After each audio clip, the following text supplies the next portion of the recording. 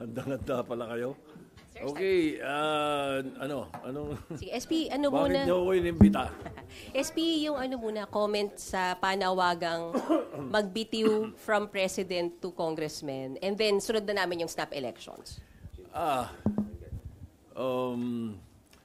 There is no legal or constitutional basis for a framework to do or a framework to do that. So I think it is an opinion of a legislator. So I will leave it at that. Hindi pwedeng gawin yun at the moment. To restore the trust of the public daw, SP, sa gitna ng mga issues ng corruption. Well, first of all, and I have vowed already, we will make sure that the budget process, as far as the Senate is concerned, will be transparent and accountable. Everything will be done through the eyes or within the purview of the people, no, of the public. So that's one. No. And then hopefully the ICI can open to the public its deliberations. You know? That's another. And the most important of all is that the judiciary act well. In other words, may mga ma-prosecute, may mga makulong, at may ma-find guilty yung mga guilty. You know, to make sure that those who are guilty are proven so and are sentenced. Palagay ko doon pag nakita ng mga tao na gano'n ang nangyayari, malinaw ang paggamit ng pera nila. Di ba? Malinaw ang investigasyon. Malinaw din ang resulta ng judiciary. What more can you ask for? Yun ang importante. So SP, hindi ho option yung pagbibitiw from president to congressman na sinasabi ni, para daw clean slate, sabi ni Senator Alan. Cannot be an option. What do you do with those who are not guilty? What do you do with those who are newly elected and have no bad records? What do you do with them? Idadamay mo doon sa mga guilty or sa mukhang guilty kung hindi man guilty. Kung meron bang marumi, ba't natin idadamay yung mga malinis doon sa marumi? So I don't know. It's very far-fetched as far as I'm concerned. It's we will be entering something like uncertainty and chaos in the political world pagka ganun.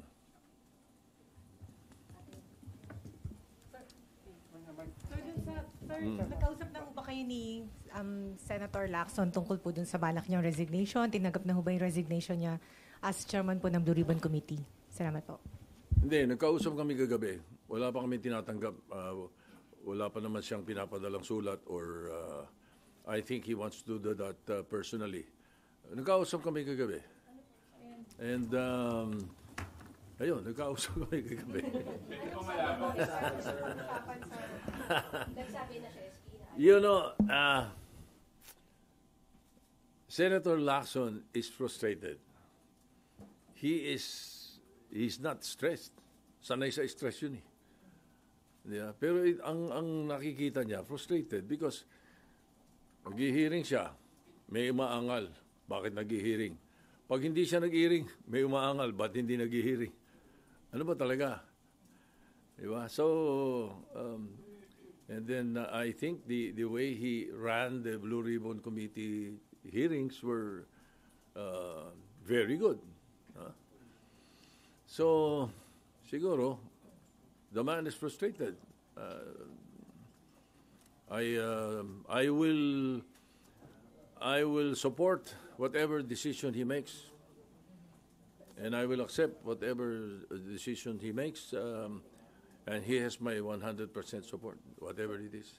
SP, yung pong decision niya po ba ay final na o pwede pa po siyang mapahinuhod ng majority at ninyo na magstay put as chairman po ng Blue Ribbon Committee? I think that question is best asked of him. I cannot answer for him. Pero sir, anong sense ng majority? We can only hope for the best. Opo, pero sir, ano po ang sentiment, sir, ng majority bloc? Sabi niyo po you're in touch with them. Ano po ang sinabi nila? Gusto ho ba nilang manatili si Senator Lacson o gusto nilang mapalitan? Karamihan, hindi naman ko komentaryo iba pa, pero yung karamihan ay sinasabing nila na baka pwede pa makausap si Senator Lacson. Para po? To stay. Kasama ba yung sinapag-usapan niya? Sinabi niyo po ba sa kanya to reconsider his decision? Hindi, because I was checking on our WhatsApp group, after Senator Lacson and I talked already. It was late in the evening, last night. Sir, meron po kasi mga nagko-comment na kaya raw po aalis si Senator Ping is para hindi na ma-unstabilize yung pong, ma-destabilize yung pong Senate leadership na meron daw pong namumuungko, parang siya na lang daw yung sacrifice dahil maraming hindi masaya daw dun sa pagpapatakbo niya ng Blue Ribbon.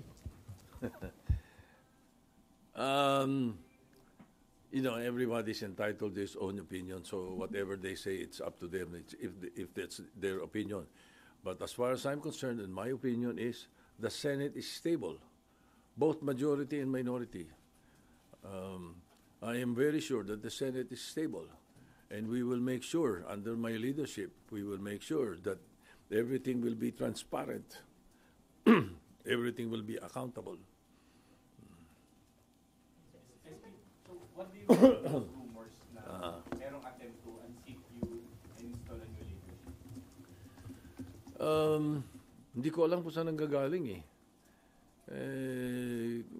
alam mo naman dito sa Senado, pagka nanggagaling sa social media yung kwento, hindi ka, madaling kumalat dahil social media, pero I don't see it coming from anywhere. In fact, the other day, nagkausap kami ni Senator Alan at nababanggit na rin yan Sabi niya nga, siya mismo nagsabi sa akin, wala naman akong kinakausap kahit sino sabi rin niya. And you believe him, sir? And you believe him, sir? And you believe him, sir? Yeah, I believe him. Sir, yung pong napag-usapan ninyo sa majority regarding dun sa leadership po, nag-loyalty check ba kayo or sila mismo kinausap kayo after hearing the story na sa inyo pa rin yung suporta po nila? Nagkakausap-usap naman kami. Pagka mayroong mga lumilitaw na ganyan, I get messages from some of them saying na, ano ba yan, we should listen to that, mga ganun-ganun. Yeah, no need for a loyalty check. How confident are you, SP, that the majority still... How confident are you, SP, that the majority bloc still supports your Senate presidency? I'm quite confident. But as usual, any senator who is elected into the leadership only serve at the pleasure of your colleagues, of your peers. So we always leave it at that. But as far as I'm concerned, and as far as I know now, I'm quite confident that we are stable and the leadership of the Senate is well in place. May interviews kay Senator JV na parang may lumabas sa mga reports na may balak siyang kumala sa majority.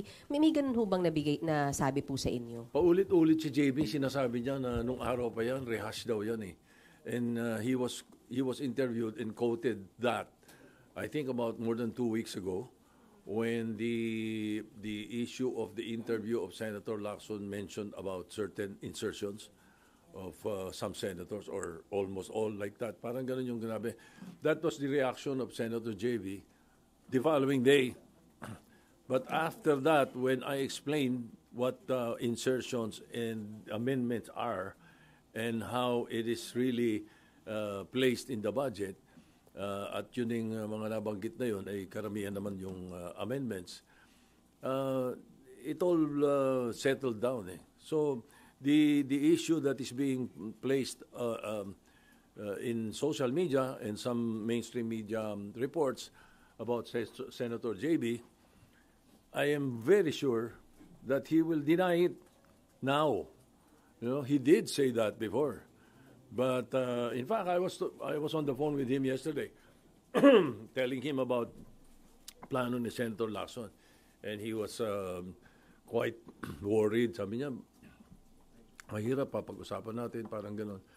And then he also, he told me na baka iniisip ni Senator Lacson yung mga nilalabas sa media tungkol sa sinabi ko, baka that influences him. Sabi ni Senator JB, that's an old rehash, sabi niya. Wala akong sinasabing ganon. And I think he talked to, Senator JB called Ping to tell him that. As far as you know, SP, walang kahit sinong miyembro ng mayorya ang kakalas at this time po. Yes.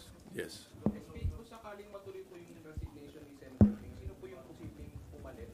Saka itutuloy pa po ba yung mga hearing ng Blue Ribbon kahit mag-resign na si Senator Ping? The Blue Ribbon is always alive as far as the Senate is concerned. Kaya siya lang ang pwedeng mag-motu proprio hearing without a resolution, without a privilege speech, without any bill referred to it. Motu proprio by the chairman. Kaya laging buhay ang Blue Ribbon. Hindi mawawala yan. Maaaring napopostpone kung minsan, suspend, but it is always ongoing. Now, if indeed Senator Lacson resigns, his candidate would be a very good. It would be something to consider. But we will leave it up to the members of the majority. We'll talk about it first. We'll cross the bridge when we get there. Pero sir, yung flood control investigation, ipagpapatuloy pa rin po ba? Siyempre, kung ano yung mga dapat maipadala na namin. Meron kami mga nakuha na marami ng informasyon na nakuha Ang importante dito, ipadala ito sa ICI and the DOJ so that they continue with it can aid them in their the performance of their mandates. Malaking tulong yun, palagay ko, sa kanila. SP, kayo po ba personally, meron po kayo... Sir, nasa harap na ako. SP, kayo po personally, meron kayong pick for the Blue Ribbon Chair? For the new... Meron po kayong gustong choice ninyo for Blue Ribbon Chairman?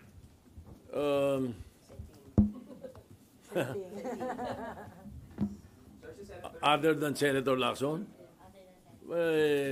There are about 3 or 4 members of the Senate who I think would be able to handle it also, but mahirap sundan din yung footsteps ni Senator Lacson. Sir, itong mga lang po, parang change of leadership again, tingin nyo outside forces po, meron nang iintriga lang sa Senado? Posible. Malamang may mga nag-iintriga lang sa Senado. Sige, sapagkat pagkausap ko naman yung leadership ng minority, wala naman kaming hindi pinagkakaunawaan eh. I'm sure. Yeah. Meron na kayong iniisip sir kung anong grupo? I don't know. Pwede manggaling sa kaliwat kanan niya, whatever. Hindi na. We should not allow these talks to hamper the work of the Senate. And that's the reason that last week we decided to suspend the sessions habang wala yung mga agenda na mayroong mga bill spending. Nakita nyo yung mga pending na treaty, pinalasa lang muna namin. Then we suspended to allow the budget deliberations and the budget hearings, I should say, to allow the budget hearings to continue without stoppage. Kasi nangyayari, every 3 p.m., because of the session, they have to stop the budget hearings.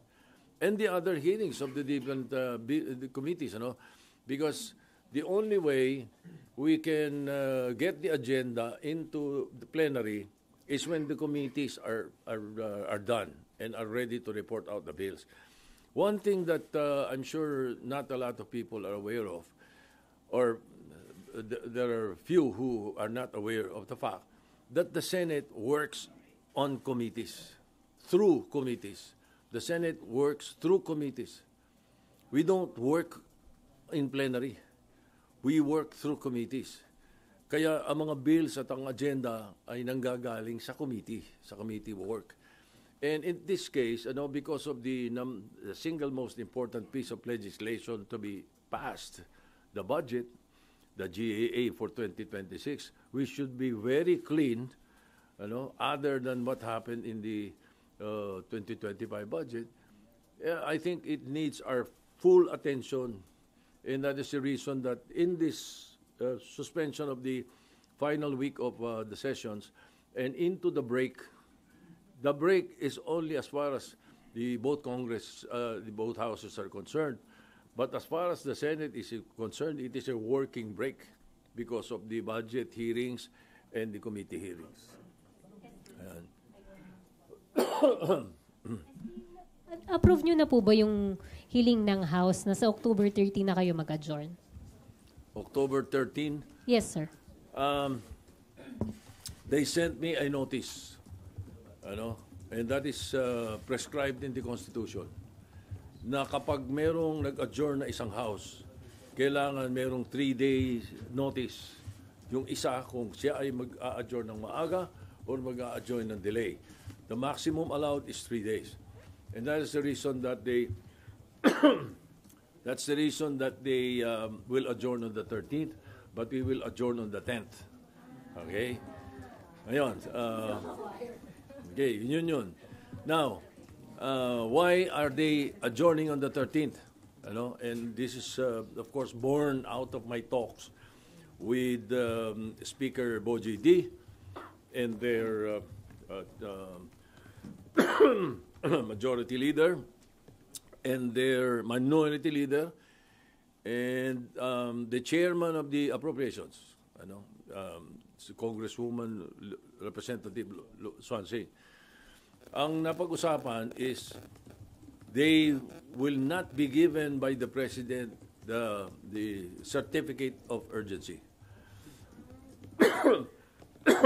So they needed that instead of passing on second reading on the 10th and passing on third reading on the 10th, because they can only do that if there is a certification of urgency by the President. The President does not want to certify the budget as urgent so that there will be time to go through the budget in at least 3 days para mabasa mabuti kung tama lahat yung pinapadala. I think that is the thinking himself. The President himself said that. Ayaw niya nung i-shortcut yung 3-day rule. So ganun din. Pagdating sa Senate yan, ganyan na rin yan. I'm sure he will not. Pero sir, usually po, merong certification nun, sir, na taon-taon, parang taon-taon. normal po siya. Taon-taon, dahil pinapass break. Opo. Ayaw nga ni Presidente ngayon na maisip daw na ipapass break. So ayaw niya nung 3-day rule, according to Speaker Boji. So I'm sure, I expect the same thing in the Senate. So, hindi nyo yun napag-usapan sa LEDAC? Hindi nyo po napag-usapan with the President yun sa LEDAC? Nabanggit din niya, pero in passing. And in the LEDAC, we were able to coordinate lang or pinagsama-sama namin yung bills ng mga senador, top 3 each, pero may mga ibang hawig-hawig, kaya total was 68. And in the House, 100 something, 200 something. And then, meron ang DepEd, yung DepEd, DepEd meron. So pinagsama-sama namin yun. In the first regular session of the 20th Congress, which is now, at least there are 12 in the LEDAC that was agreed upon in the LEDAC and with the President's consent. Sir, yung hindi po pag-certify as urgent nung budget, hindi naman siya makaka-affect or makaka-delay dun sa proseso? Hindi, makakabuti. Sapagkat Why, lagi na lang eh. Nagmamadali ang Congress nung araw pa hanggang ngayon. Pagdating nung aapurahin yung pagpapapasa on second reading, tapos hihingi ng certification sa Presidente para on the 3-day rule is removed. Papasa na rin on the same day. Tanong, nabasa nyo ba? Di ba? Tanongin mo yung mga congressman saka mga senador. Nabasa nyo ba pagkatapos ng second reading? Di ba? So maganda talaga na tama yan, na hindi approve on the same day. You have 3 days to go over and review what you approved on second reading before you vote in a nominal vote on the third reading. Sir, dahil po dun, bukod sa insertion, sir, yung ganong paspasan, naging paraan din, sir, para mailusot yung insertions? Correct. Pag hindi in-approve on second reading, at somewhere along the way, pinasok, ang amendment, or in the BICAM, pinasok, insertion yun. Yun ang insertion. Yun ang hindi natin dapat tinotolerate. Kahit anong ganda ng insertion. Sabi mo, pagpapagawa ng ospital sa kung saan lugar. Ang importante is you do it in plenary, so talagang naka-record kung sino nag-propose, ano pinropose, at saan kukunin yung pambayad doon sa pinopropose niya. Maliwanag, Hindi yung nangyayari ng mga nakaraan, which was highlighted by the 2025. Kaya pumutok lahat ito dahil sinabi ng Presidente bigla sa SONA, nagulat siya sa 2025 budget. Biglang yung unprogrammed hindi mo alam sino naglagay, saan ang galing, sinong gumamit. Di ba? So, and again, I have discussed it with our chairman of the Committee on Finance. We will, as much as possible, and if possible, 100%, no unprogrammed funds. So, anong decision po dyan, sir? Oh, yeah. Kami ni Senator Gatchalian. So, final decision na Yeah, yun, sir? we will make sure that when we discuss the budget finally on second reading, before third reading, there should be no unprogrammed funds. I-program natin kung anong kailangan ng executive, ano talaga dapat, i-program natin.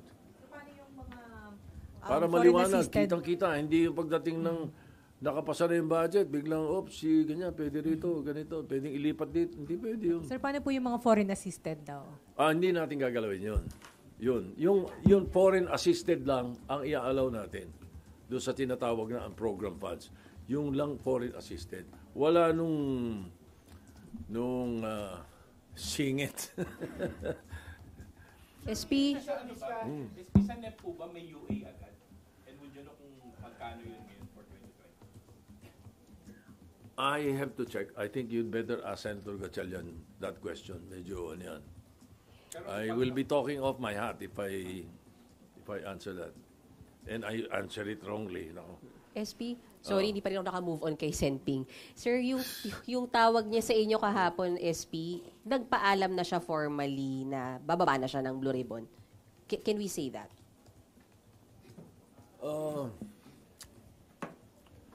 Wait, let me recall. Sino ba tumawag? Ako ba tumawag o siya tumawag? Teka. No, I sent him a text. I said, can you take a call? He called. No. And then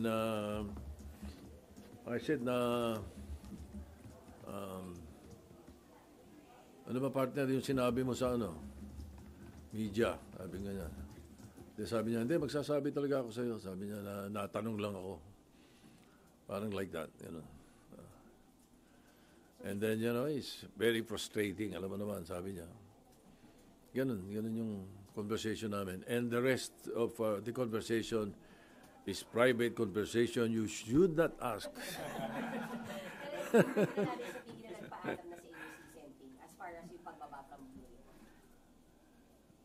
What is that again? Nagpaalam na si Senping sa inyo sa pagbaba niya sa Blue Ribbon. Sinasabi niya nagpaplano siya na mag-resign. Well, until I receive the letter or he stands up on the floor and says he's resigning, he plans to resign. That's the accurate phrase. He's planning to resign. Pero sa plenary lang po siya pwede mag-resign? Ha? Sa plenary po siya? Pwede siyang sumulat. Pwede rin sa plenary. Pero what will happen is that we will, if he does that on the floor or he sends a letter, the only time he is deemed resigned is when we elect a new chairman. Di ba? Technically. Unless he says, no, I'm resigning now, and I'm sending the letter na, unless he does that, then bakante bigla yung Blue Ribbon. Yung caucus po sa Wednesday, SP, doon mapapag-usapan if ever itong pagbaba niya at kung sino yung papalit. Pwede Sino ba? may sabi sa'yo may caucus sa Wednesday? Sir, sinabi niyo sa group natin. Sinabi ko ba? Wednesday or Thursday? Oh, yun, merong or Thursday eh. No, I'm not sure. Maybe Wednesday. Tinatanong ko muna kung ano yung preferred nung aming mga kasama. You know, I lead by consensus. Alam mo naman tayo, hindi. SP, sorry, kailangan ko itanong. So sa Friday, wala po tayong ine-expect na palitan leadership sa pag-resume po at sa bago magsara yung mag-adjourn po? Wala kaming ini-expect na ganun. SP po lang po. Sakali po na mag-resign nga po or mag-withdraw sa pwesto si Senator Ping, ano po bang mangyayari doon kila Curly Discaya, kila Bryce Hernandez na nasa under custody? Yung mga naka-contempt, they're still under contempt. Their contempt stems from the Blue Ribbon Committee, not from Senator Lacson. So they remain in contempt. At saka ano yun, mas mabuti para sa DOJ yun, at saka sa ICI, sapagkat pag kailangan sila, hinihiram lang sa Senate, nagpapaalam na sa akin. And I informed the Blue Ribbon na pinapadala sila ron para iniimbestigahan tapos babalik dito. Kung wala na yung contempt nila, baka mahirapan tayong hagilapin sila pag kailangan sila ng DOJ. Sir, sabi po ni Senator Lacson, dun sa supposedly hearing po, sir, maaga pa. Sir, sabi ni sabi ni Senator Lacson, sir, dun sa sana ay hearing on Wednesday, na-cancel lang po. Meron siyang tentative na listahan po ng imbitahin and kasama doon sina Congressman Zaldico and Congressman Romualdez. Sir, kung itutuloy ang investigasyon, are you inclined to sign the invitation po? We will leave it to the mahirap manghula ng pwedeng mangyari. So we leave it to the new chairman if there's going to be invitations. But as far as I know, I was not aware of that really. Ang alam ko, kaya biglang sana tumatawag ng hearing, request ni Senator JB. Meron silang mga district engineers or mga DPWH employees na gusto niyang ipaimbita. Yun ang pagkakaalam ko. Pero sir, Kasi saldi ko, paano mo iimbitahin yun? Nasa ano? Sir, pag hindi po na-serve yung invitation, sir, that would be followed by with the subpoena and usually, arrest. kung medyo naman tayo, usually invitation.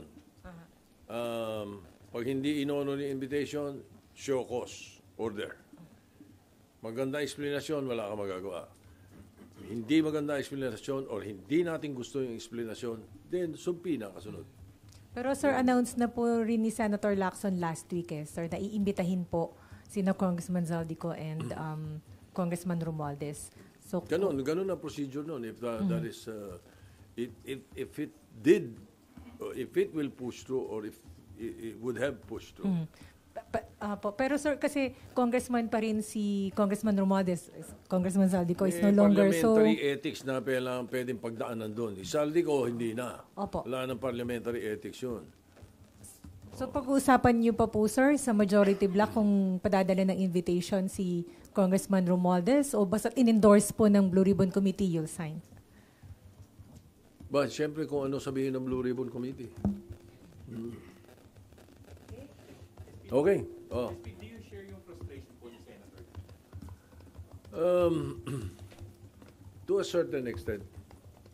To a certain extent. Kasi kumisan kasi yung mga hearing namin na kung napapanood nyo naman siguro may mga spurious Di ba?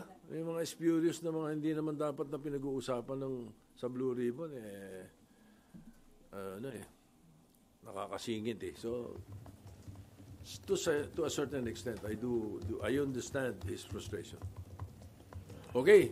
Thank you very much. Thank you.